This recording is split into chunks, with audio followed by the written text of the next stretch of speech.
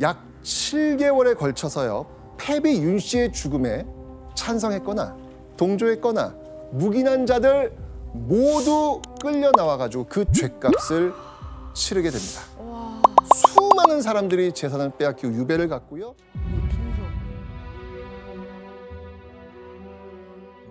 자, 연산군은요.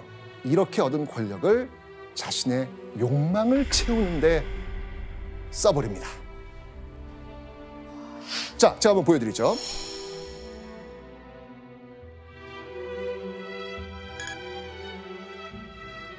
자, 이게 바로 이 연산군의 흔적인데요. 오호.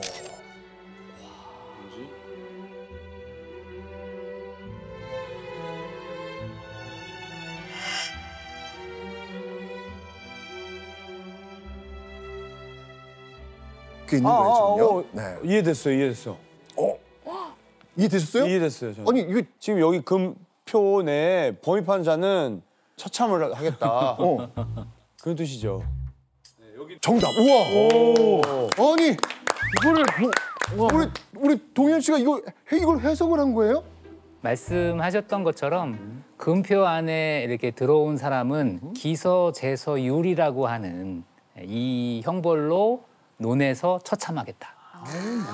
논에서 처참하겠다예요? 기서제서율에 근거해서 뭐 처참하겠다 뭐 그런 거죠. 맞네. 자, 이와 관련된 그 기록도 있습니다. 이영 씨 한번 읽어주시죠. 도성 사방에 백리를 한 개로 모두 금표를 세워 그 안에 있는 주현과 군읍을 폐지하고 주민을 철거시킨 다음 사냥터로 삼고 수백 리를 풀밭으로 만들어 금수를 기르는 마당으로 삼았고 야, 아이고야. 여기에 들어가는 자는 목을 베었다. 아이고야. 야. 자, 이런 금표는요. 연산군 말기에는 도성 밖 백리, 그러니까 지금으로 치면 40km까지 있었습니다. 한강 북쪽으로는요. 파주, 양주, 포천, 한강 남쪽으로는요. 김포에서 경기도 광주까지. 이런 향락뿐만 아니라 사치에도 빠져들게 되는데요. 무오사화 이후 제위 5년부터는요. 나라가 거둔 세금보다 쓰는 돈이 더 많아집니다. 그 혼자 쓰는 돈이. 그러니까요. 아. 무오사화 이후에 정말 바짝 엎드렸던 신하들이었는데 이거는 진짜 아니잖아요. 이건 아니잖아요. 네. 더 이상 참지 못한 이 신하들이 결국 들고 일어납니다. 연산군 8년 삼정승. 삼정승이 혹시 누군지 아십니까? 삼정승. 삼정승. 이제 영의정, 좌의정, 우의정. 우의정. 네, 삼정승. 이 삼정승이요. 10회 10조라고 해가지고 연산군이 과계 진상을 요구하고 재정을 함부로 쓰는 걸 비판하면서 다시 한번 전하 이러시면 아니 되옵니다. 이걸 다시 외치는 거예요. 네. 오랜만이죠. 그렇죠. 또 이 소리 들으니까 연산군은 어땠을까요? 이것 또한 하극상이구나 라고 하면서 경고를 합니다. 자, 이렇게 하면서 다시 연산군과 삼사가 더 팽팽한 긴장감을 갖게 됩니다. 그런데요, 이번에는요, 삼사고 대신이고 할 것 없이 자신의 심기를 거느리는 사람들을 무자비하게 처벌합니다. 다시 한번 조정에 피바람이 불게 되는데요. 그게 바로 갑자사화.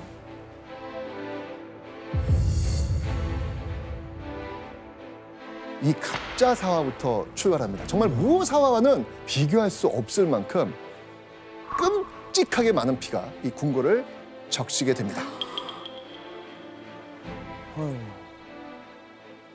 갑자사화의 시작에는요, 한 부자, 즉 아버지와 아들이 있었습니다.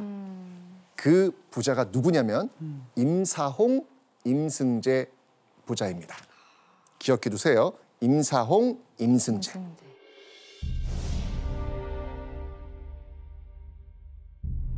자, 지금부터 피바람이 시작된 1504년 3월 19일 그 밤의 이야기를 시작해 보도록 하겠습니다.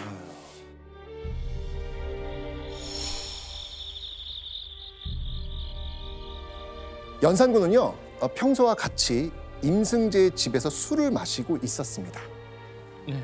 그런데 이 임사홍의 얼굴이 계속 어두워집니다. 그러니까 연산군이 그 왜 그러시오? 라고 물어본 거죠. 이때 임사홍이 조심스럽게 입을 엽니다. 전하, 패비한 일이 원통하옵니다. 이렇게 얘기한 거예요. 이게 뭘까? 바로 연산군 어머니 네. 패비 윤 씨의 죽음의 전모를 밝히기 시작한 겁니다. 어? 아, 이 판도라의 뚜껑이 열린 거예요. 몰랐잖아. 그러니까요. 그때까지 몰랐어요. 모르는 거죠. 이걸 연 거예요. 이야. 임사홍이 이렇게 말합니다. 성종의 후궁 엄씨와 정씨가 연산군 어머니를 중상모략했고 그 중상모략에 바로 연산군의 어머니 윤 씨가 죽임을 당했다라는 내용을 그 술자리에서 연산군한테 다 퍼부은 거예요. 와. 이 이야기를 듣자마자 자리를 빡 차고 나가서 궁궐로 바로 들어갑니다. 바로? 왕이 모비 윤 씨가 폐위되고 죽은 것이 엄 씨와 정 씨의 참소 때문이라 하여 밤에 엄 씨와 정 씨를 대궐들에 결박하여 놓고 손수 마구치고 짓밟다가 항과 봉을 불러 엄 씨와 정 씨를 가리키며 이 죄인을 치라 하니 항은 어두워서 누구인지 모르고 치고 봉은 마음속에 어머니임을 알고 차마 장을 대지 못하니 왕이 불쾌하게 여겨 사람을 시켜 마구치되 갖은 참혹한 짓을 하여 마침내 죽였다. 아. 여기서 끝난 게 아니에요. 연산군의 복수는요. 자, 그 데려왔던 그 아들들 향과 봉 있잖아요. 그 향과 봉을 또 질질 끌고 갑니다. 머리채를 잡고 질질 끌고 어디로 갔냐면 바로 자신의 할머니 인수대비의 처소에 그들을 끌고 갑니다. 그리고는요. 할머니는 어찌하여 우리 어머니를 죽이셨습니까? 그 앞에서 말이죠. 자, 이 인수대비는요. 뭐 실록의 기록은 없지만 야사에는 이 이후에 이걸로 인해서 죽었다라고 하는 이야기가 전해지고 있을 정도였죠. 그런데 연산군의 관계는 여기서 끝나지 않습니다. 와.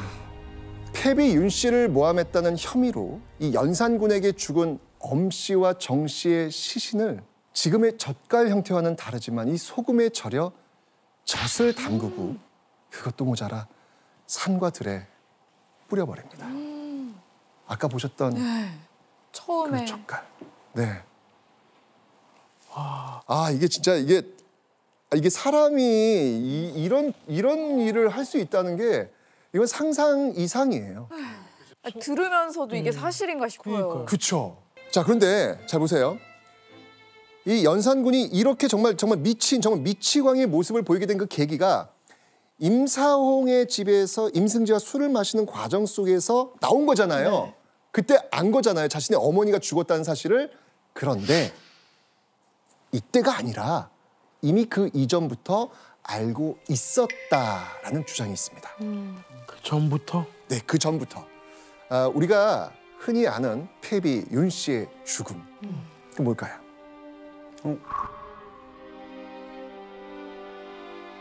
자, 제가 준비한 소품이 하나 있는데요. 보여드리도록 하겠습니다. 자, 제가 한번 꺼내볼 텐데, 어이쿠, 이건 뜨거워요. 살아있어요? 손이 떨리네. 뭐야? 뭐야 이거? 피 묻은 적삼.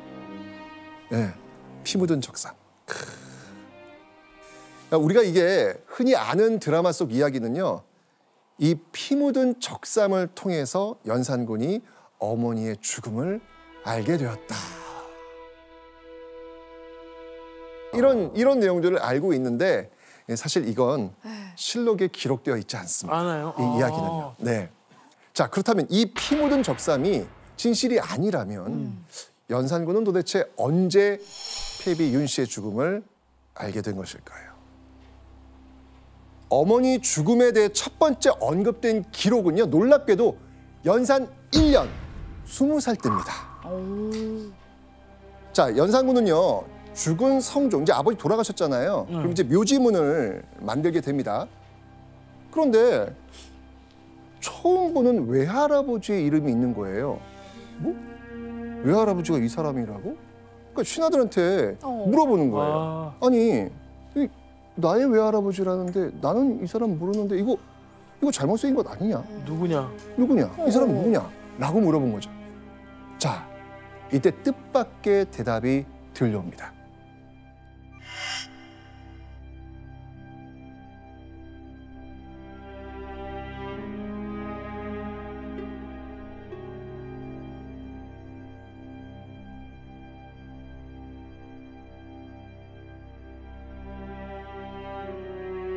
그제야 생모 윤 씨가 죄를 받아 죽게 되었다는 사실을 연산군은 알게 됩니다. 굉장히 충격을 받았어요. 근데 기록에 남아있는 거면 알았을 확률이 높네요. 맞습니다. 자, 그 충격받은 연산군에 대한 기록이 있는데요. 이현 씨 한번 읽어주시죠. 충격받은 연산군의 기록. 네. 어떻게 충격받았을까? 연산군이? 왕이 비로소 윤 씨가 죄로 폐위되어 죽은 줄을 알고 수라를 들지 않았다. 알았네. 즉위 1년에 어머니 죽음의 진실을 알고 밥을 안 먹었던 연산군. 그러니까 갑자사화에 일어난 당시 그 임사홍의 입을 통해 그때 안 게 아니라 훨씬 전부터 그 사실을 알고 있었다는 것이죠. 연산군의 마음이 어땠을까요? 뭐 엄청난 충격과 슬픔에 사로잡혀 있지 않았을까요? 네.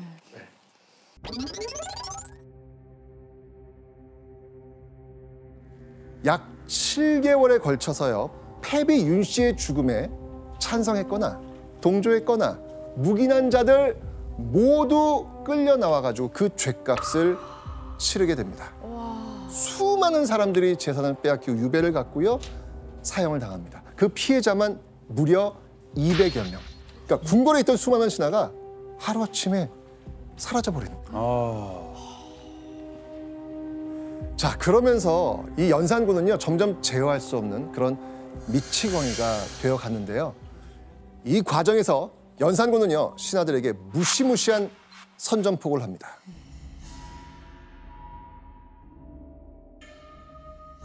위를 능멸하는 풍속을 이루었으니 고치지 않을 수 없다. 위를 능멸하는 죄를 범하는 일이 있으면 경중을 논할 것 없이 죄지어 경계할 줄을 알게 하겠다. 이건 바로 왕의 권위에 앞으로 도전하는 자는 그 어떤 일이라도 처벌하겠다는 것.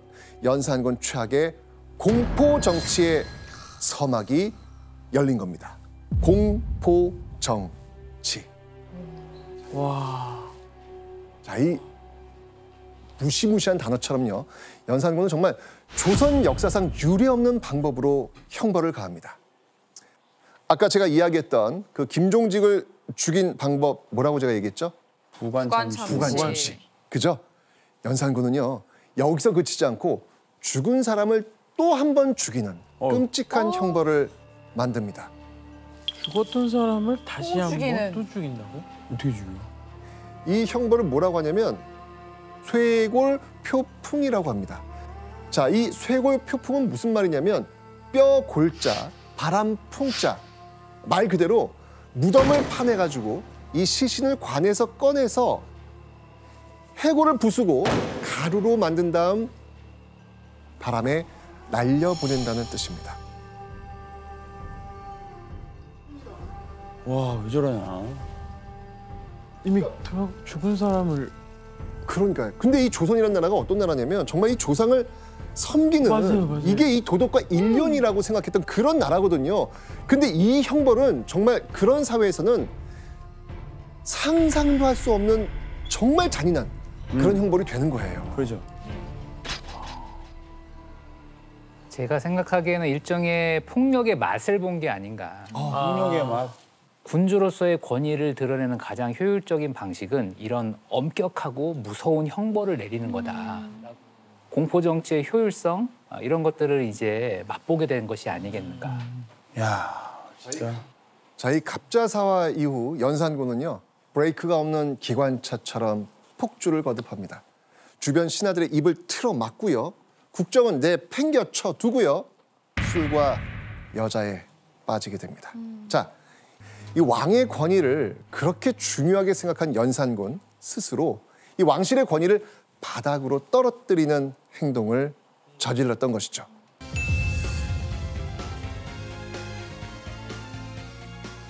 어느 날 이 궁궐 안에서 청소 중인 한 궁녀에게 세자인 문종이 은밀히 다가가 말을 겁니다. 그 궁녀에게. 네. 네가 정말 빈과 함께 자느냐? 무슨 말이에요? 그 궁녀에게. 이 그림이 지금 그려지십니까? 아니요, 여자와 지금. 여자. 아, 여자와 여자. 그렇죠. 조선 시대 때? 네. 현대 말고 조선 시대 때? 아니 지금 이 순간에 지금 세자 저희 문종이 조선이 문종이 지금 궁녀한테 가서 궁녀에게 물어본 물어본 거예요. 거예요. 너 내 아내랑 진짜 자느냐? 라고 물어본 거예요, 지금요. 이 순빈 공씨와 한 궁녀가 애정 행각을 벌인다는 소문이 궁궐 내에 파다하게 퍼졌고 문종의 귀에까지 들어간 겁니다. 그래서 문종이 직접 그 궁녀에 가서 확인했던 것이죠. 그 궁녀의 이름은 소쌍이었습니다. 그녀들의 충격적인 만남은 길고 긴 겨울밤, 순빈 봉씨가 궁녀 소쌍을 자신의 거처로 불러들인 겁니다. 그리고 그녀를 제외한 나머지 궁녀들은 들어오지 못하게 하더니 소쌍에게 동침을 요구한 겁니다. 소쌍은 거부했습니다. 이러시면 아니 되옵니다. 거부했습니다. 그러나 세자비는 강제로 옷을 빼앗고 눕혀 희롱했다고 합니다. 그리고 그날 이후 순빈 봉씨는요, 이 소쌍에게 집착하면서 잠시도 곁을 떠나지 못하게 했다고 합니다. 소쌍이 잠시라도 이 곁을 비우면요, 나는 너를 매우 사랑하나 너는 그다지 나를 사랑하지 않는구나 라면서 이 원망하고 화를 냈다고 하네요. 그 집착이 얼마나 대단했는지 소쌍이 나 너무 무서워, 나 너무 무서워 라는 이야기를 할 정도였대요. 그의 부정한 행실을 감싸더니 차라리 며느리를 2번 내쫓는 편이 낫겠다. 결국 1436년 10월 문종이 재혼한 지 7년 만에 세종은 다시 한번 며느리를 쫓아냅니다. 두 번째 세자빈마저 쫓아낸 세종의 심정, 이거 어땠을까요? 전에 김씨를 패했는데 또 봉씨를 패하게 되니 이것은 나와 세자가 몸소 집안을 올바르게 거느리지 못한 소치이다. 내가 마지못하여 세자빈을 회출하는 뜻을 알리기 바란다.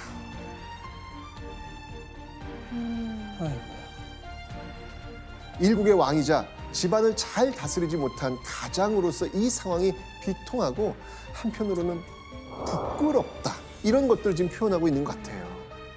그런데도 세종은요, 세자빈의 잘못된 행동을 숨기지 않고요, 대신들에게 낱낱이 밝혔습니다. 세종은 세자빈이 얼마나 문제가 많았는지, 그리고 그 문제를 바로잡기 위해 얼마나 노력했는지 그걸 좀 알려주고 싶었던 거예요. 하지만 이게 끝이 아닙니다. 세종이 쫓아낸 며느리는 이 둘로 끝이 아니었습니다. 둘이나 더 있습니다.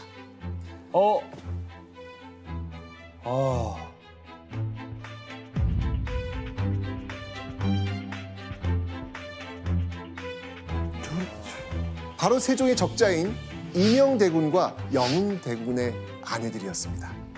자, 먼저 이 세종과 소원호가 낳은 넷째 아들 임영대군. 그는요 개국공신 남제의 증손녀인 남씨와 혼인했는데요. 약 2년 뒤 세종이 돌연 또 이혼을 시켜요. 이유가 뭐였을까요? 바로 병이 있다는 이유에서였습니다. 남씨 부인이 12세가 넘었는데 아직도 오줌을 싸고 눈동자가 바르지 못하고 이 혀가 심이 짧고 미친 듯한 모습을 보였다라는 것이죠.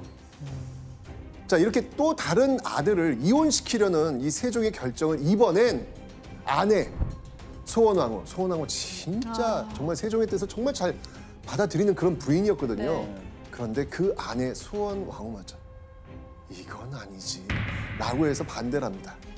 그런데 이번에도 세종은요. 세자가 아내를 버렸는데 또 임영대군이 아내를 버리는 것은 대단히 부끄러운 일이다. 그거 안다. 그럼에도 불구하고 끝내 임영대군과 남씨를 이혼시킵니다. 한두 번이 좀 어려웠을 뿐이었네요. 이제는 거의 뭐 그런가 봐, 진짜. 이게 세종이 쫓아낸 또 다른 며느리는요. 세종과 소원왕후 사이에 태어난 8명의 대군 중 막내 영흥대군의 아내였습니다. 세종은 임종이 다가오자 이 영흥대군의 저택에서 지낼 정도로 애정이 각별한 아들이었거든요. 그렇게 아끼는 영흥대군이 11살 되던 해 그의 배필을 삼기 위해 세종은요. 직접 간택까지 참여합니다. 그렇게 간택된 며느리가 고려시대 때부터 대대로 관료를 배출한 유서 깊은 집안의 송씨라는 여인이었습니다. 하지만 세종은 이렇게 힘들게 뽑은 이 며느리 역시 혼인한 지 5년 만에 또 쫓아내버립니다. 아니, 왜 그러지? 이번에도 병이 있다는 이유였습니다. 특히나 영흥대군의 이혼이 오로지 세종의 뜻이라는 걸 알 수 있는 대목이 있습니다. 송씨가 병이 있어서 세종이 명하여 그를 버리게 하고 정춘경의 딸에게 다시 장가들게 하였다. 세종이 승하하자 돌아가신 거예요. 네. 영흥대군이 첫 번째 부인 그 송씨를 그리워하여 정씨를 내쫓고 송씨와 다시 합하여 살았다. 맞네. 세종의 의지였네요. 영흥대군은요. 첫 번째 아내와 이 헤어지기 싫었지만 아버지 세종의 명령으로 아내와 이혼할 수밖에 없었다는 사실을 보여주고 있는 것이죠. 애민 정신으로 백성을 사랑하고 돌봤던 세종이 왜 유독 며느리에게는 이렇게 차가운 모습을 보였을까요? 세종의 결정에 영향을 미쳤을 요소들을 한번 알아보도록 하겠습니다. 임영대군과 영흥대군의 부인들은 모두 무엇을 이유로 쫓겨났죠? 병. 병이었습니다. 병을 이유로 쫓겨났습니다. 고치기 힘든 병을 의미하는 악질은요. 사실 칠거지약. 칠거지약이 뭐냐면 부인을 쫓아낼 수 있는 7가지의 그 이유들입니다. 예.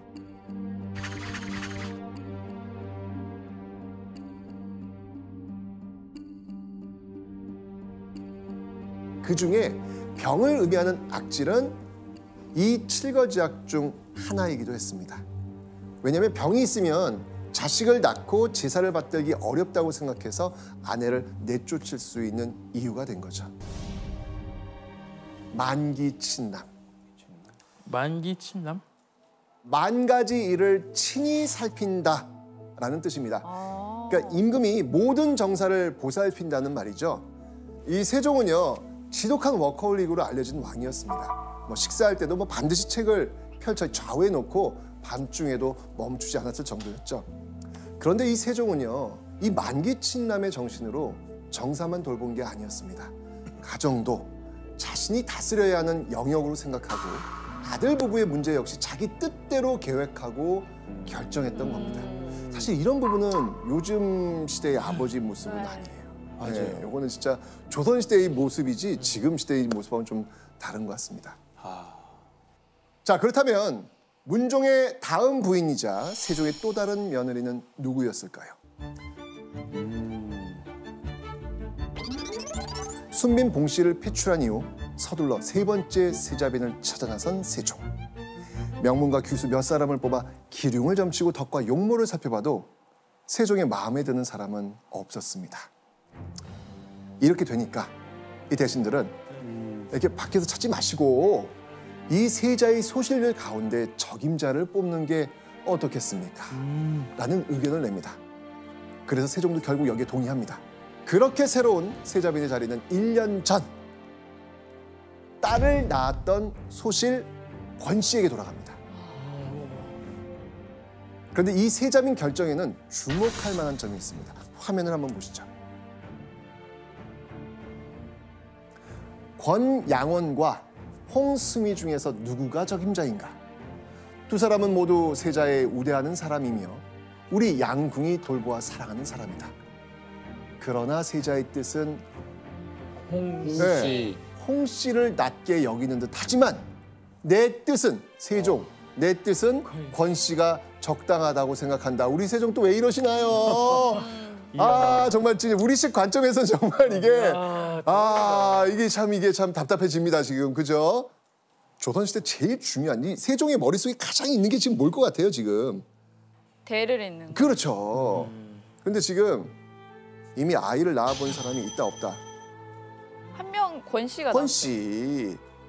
이때 문종의 나이가 23살인데 이때까지도 후사를 이을 아들이 없었던 거예요. 세종한테 이거 완전한 스트레스입니다. 이거 어마어마한 겁니다 지금. 그런데 세자빈이 된 권 씨가 5년 뒤 아들을 출산하면서 바로 이 세종의 기대에 완벽히 부응을 한 겁니다. 고대하던 손자의 탄생에 세종의 희열은 정말 말로 다 할 수 없었겠죠. 아, 이제 다 이루었구나. 이제 다 이루었구나. 됐구나. 아마 이런 생각을 했을 것 같아요. 그런데 이 행복은 오래가지 못합니다. 그 손자가 태어난 바로 다음 날 세자빈 권 씨가 산후병으로 죽습니다. 산후병이요? 예, 그러니까 이제 아이 낳다가 죽은 거죠. 그러니까. 예.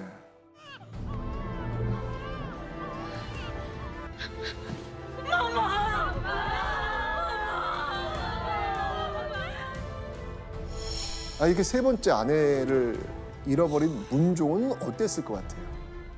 그냥 너무 진짜 살아야 될 것 같아. 그죠? 예, 막 절망감에도 빠졌을 것 같고. 그렇죠. 이후 세자 문종은요 새로운 아내를 맞이하지 못한 채 왕위에 오르게 되었고요. 세종의 상을 마칠 즈음 죽게 돼서 재위 기간에 왕비가 없었던 유일한 왕으로 남게 됩니다.